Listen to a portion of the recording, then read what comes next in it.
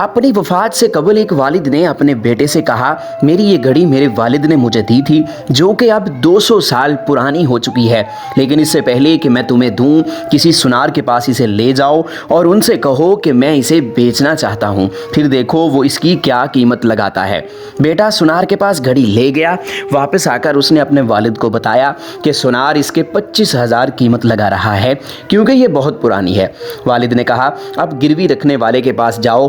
बेटा गिरवी रखने वालों की दुकान से वापस आया और बताया कि गिरवी रखने वाले इसके 1500 कीमत लगा रहे हैं, क्योंकि ये बहुत ज़्यादा इस्तेमाल शुदा है। इस पर वालिद ने बेटे से कहा, अब अजाइब घर जाओ और उन्हें ये घड़ी दिखाओ। वो अजाइब घर से वापस आया और पुरजोश अंदाज में वालिद को बताया कि अजाइब घर के मोहतमम ने इस घड़ी की 8 करोड़ कीमत लगाई है, क्योंकि ये बहुत ही नायाब है और वो इसे अपने मजमुआ में शामिल करना चाहते हैं। इस पर वालिद ने कहा, मैं तुम्हें सिर्फ ये बताना चाहता हूँ कि सही जगह पर ही तुम्हारी सही कदर होगी। अगर तुम गलत जगह पर बेकदरी किए जाओ तो गुस्सा मत होना। सिर्फ वही लोग जो तुम्हारी कदर पहचानते हैं वही तुम्हें दिल से दाद देने वाले भी होंगे।